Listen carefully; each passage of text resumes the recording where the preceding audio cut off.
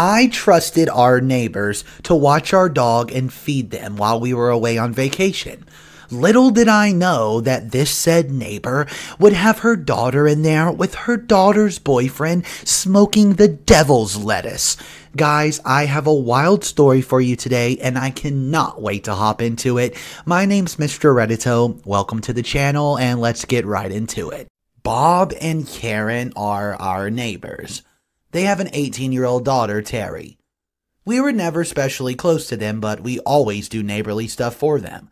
Like take in their mail if they're on vacation, water their grass, feed their cat, etc. They do the same for us. 2 weeks ago, my husband and I were going to go on a weekend trip to Las Vegas to see a show. We have an 11-year-old daughter and she spent the weekend at her aunt's house, my husband's sister. We have a small dog and we asked if Bob and Karen would not mind feeding it while we're gone. They said they'd be glad to, and would we mind if their daughter be the one to do it. We've been acquainted with Terry ever since she was about 10 or so when the family moved into the neighborhood. We moved in around the same time also. We had no problem with it at all, so we left a key with the parents. Sunday, when we were on our way back, I texted Karen to ask how everything was at home.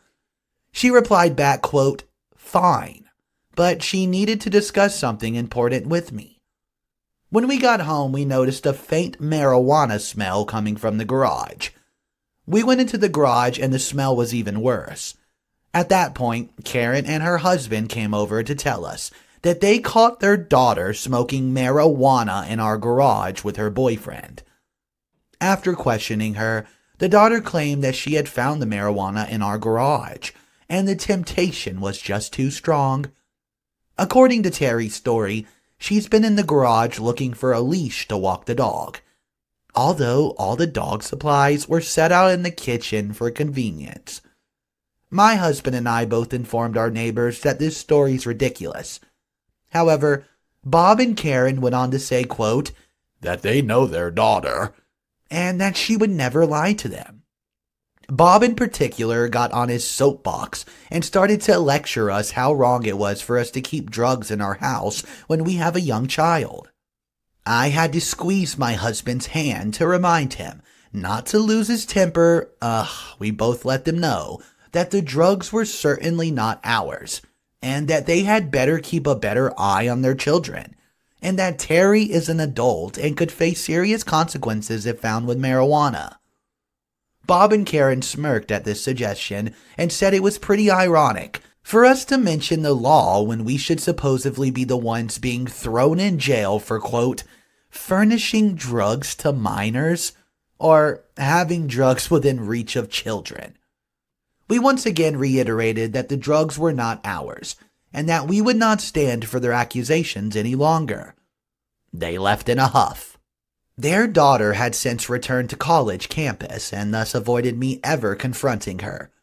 We asked to speak to her that very day, but they said she was, quote, too distraught, and that she's been suffering enough. I mean, what? My husband's wondering how our neighbors caught their daughter smoking pot at our house in the first place. Was the garage door open? Were they making a lot of noise? Does the boyfriend have a distinctive car? The sight of which caused the father to investigate a little more. Something just doesn't add up. Just to make it clear, neither my husband and I have any interest in pot or any other drugs. We only drink wine on occasion at fancy dinners. But it doesn't end there. Bob and Karen have started to tell other neighbors that we are drug users, and that their daughter found drugs in our garage, and quote, you know how curious kids can be, so they smoked it. I ran into a neighbor at the grocery store, and she told me that Karen had told me about what happened. I gave her my version of events, and she tutted me and said it was a shame I was living in denial. This really makes me angry and upset.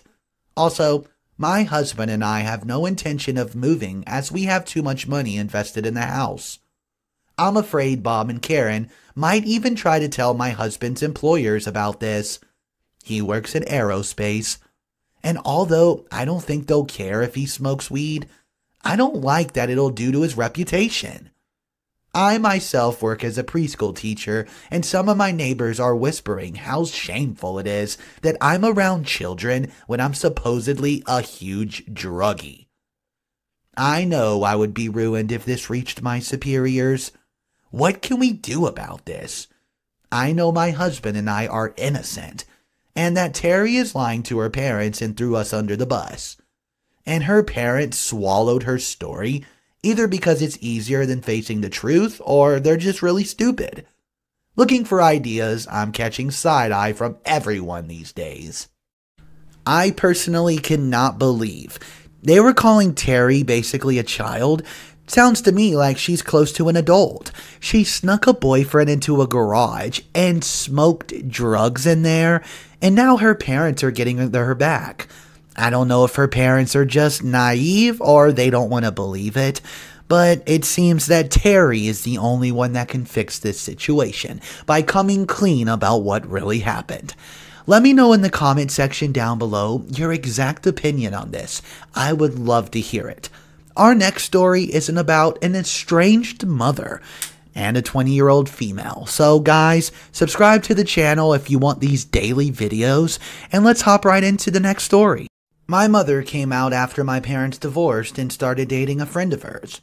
I'm completely fine with my mother being lesbian. That's not the issue. The issue is that her partner and her were controlling and abusive all my adolescent life. My mother and I are on talking terms, and we do have a friendship now. I worked hard to heal in order for our relationship to be where it's at. My brother moved out and into another family member's home when he was 9. I stayed out of guilt until I was 16 years old. I snapped after my mom's partner put her hands around my neck and tried to drag me to my room. All because my brother refused to take a picture with my mom and I defended him. I believe in bodily autonomy. He should not have to do anything, especially with someone who abused him. All while my mom just watched. I packed my stuff and never talked to them again until their wedding in 2019.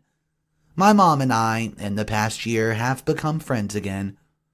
I'm pregnant with my first child, living on the opposite coast from my parents.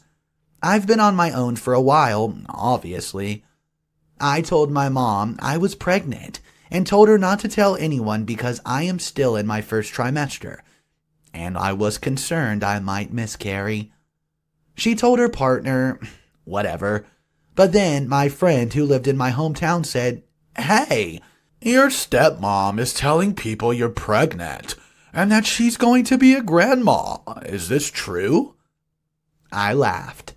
I confronted my mother about the issue, and mom denies that her partner told anyone. She then went on a rant about how her partner was a parent to me and wants to be involved in her grandchild's life. She even requested I go back to counseling so I can forgive my stepmom. She also states that she has no idea why I left her home or why I don't talk to her partner. She also throws the fact that I occasionally text my father's wife in my face. Well, she did not physically abuse me to my mom. It's also expected that I am the first to reach out to my stepmom. Here's the thing. I don't consider her a parent. I don't want her in my baby's life. I can't forgive her, but I am okay with my mom in my child's life. How do I tell my mom without absolutely crushing her and insulting her parenting? Or is there no way I can go about this besides to rip the band-aid off? On the other hand, should I be more open to the idea of having a relationship with her? I absolutely hate her guts. And even writing this is sending me into an anxiety attack. I just don't want to lose my mom again because of her wife. I just felt so awful for this situation OP was in. I came across a comment that I felt very strongly about. So let's go ahead and check that out. It says, "The woman physically assaulted you. You have no obligation to allow her into your life, or your child's life if you don't want to. If your mother chooses her partner over your choices and whom to allow into your life, then she's just shown who is more important to her. Her trying to manipulate you into letting a physical abuser into your life and telling you that you are the one that needs to go to therapy to accept her is your mother continuing to emotionally abuse you. Guys, there's an update for this story, but let me know in the comments if you agree with this. Here we go. Let's check out the update. So, about 3+ months ago, I posted on this sub asking for advice on my mother and her wife, whom have been married and in my life for the past 13 years. I just wanted to come back to say everyone was absolutely right.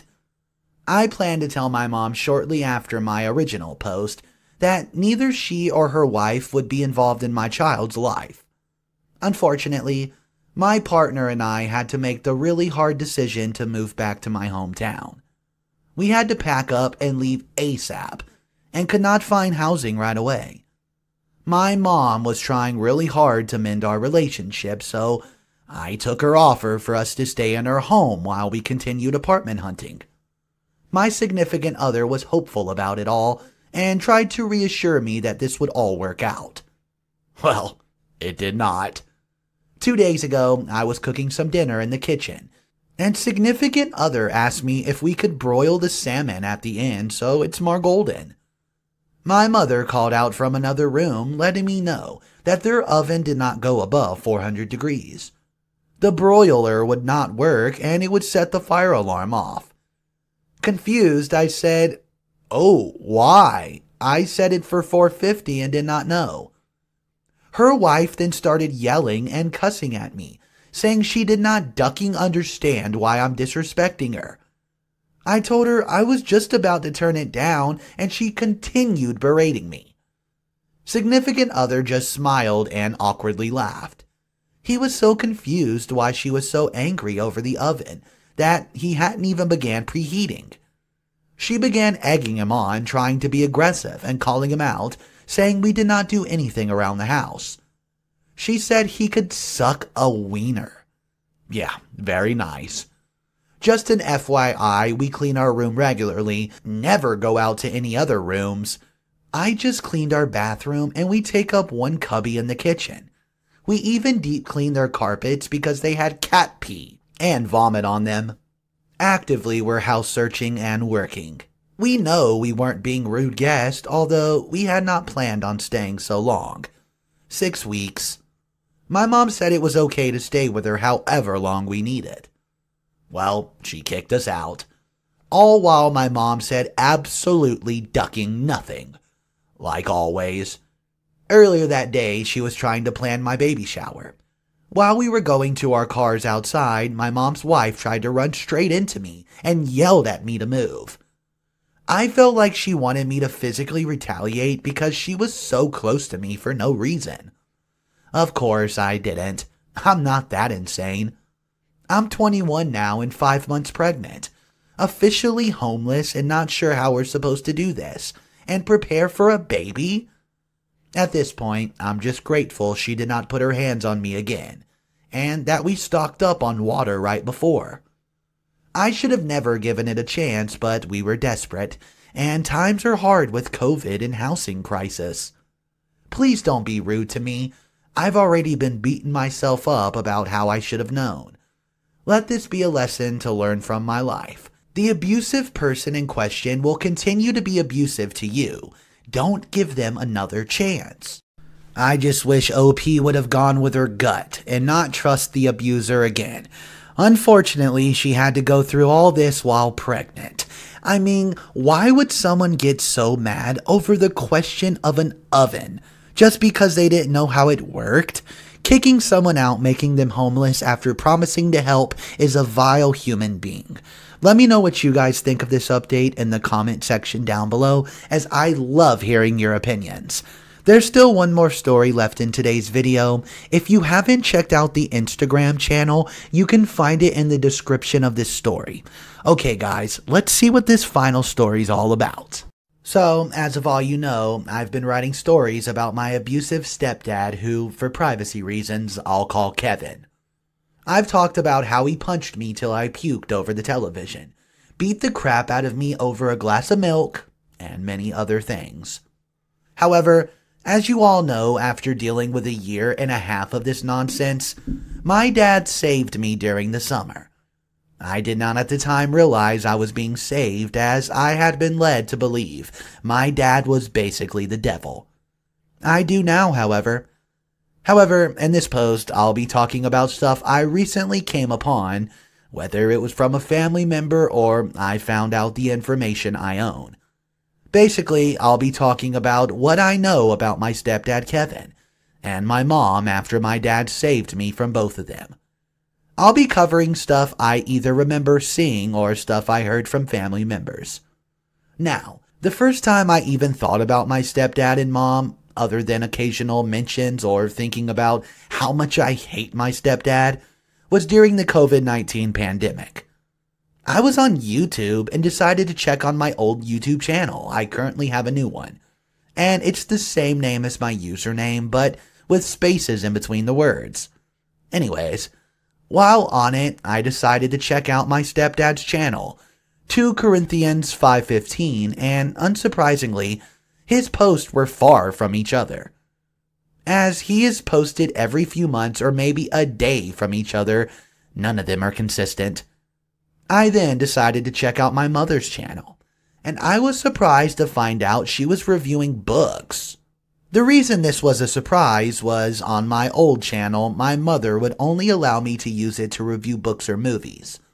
By the way, if any of you somehow figured out who I am in real life, please do not talk to my stepdad and my mom on YouTube, as despite being far away from them, I'm still afraid of them, and the threat of my stepdad gave me before, I left.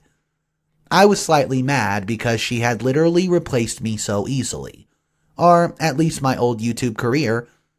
She had also brought my half-sister onto the channel. Upon seeing her, I kind of became sad, as she was one of the only people that made me wish I was back with my stepdad. Or at least wish she was lucky as us and gotten away from them, but things were as they were and there was no changing that. Later on, I heard from Dad that Kevin had done something stupid and gotten fired from his job at DoorDash.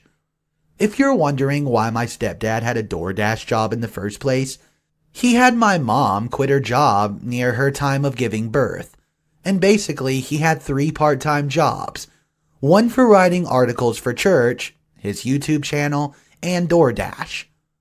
I later found out he did this because he could not stand anyone but him having a job, but also refused to work a day in his life. As it turned out, someone he delivered to falsely accused, quote, him of doing something so to get more money. My mom set up a Patreon or GoFundMe or something. Then today, as of writing this post, I found out from my grandmother my stepdad had done something and was now on a government watch list, which honestly is nearly the best thing that could ever happen to me, because with the government after him and CPS already hanging over his shoulder, whatever move he makes next could possibly be his last.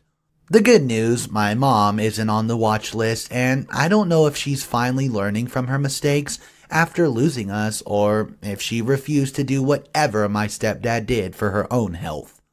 But I just hope that my stepdad gets arrested, and after being away from my stepdad for however long he's in jail, she finally realizes, like I did, how abusive Kevin was.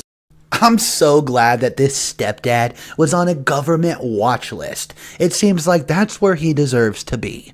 There was one comment I came across that was super supportive. It said, "I hope so too," in regards of the stepdad being in prison.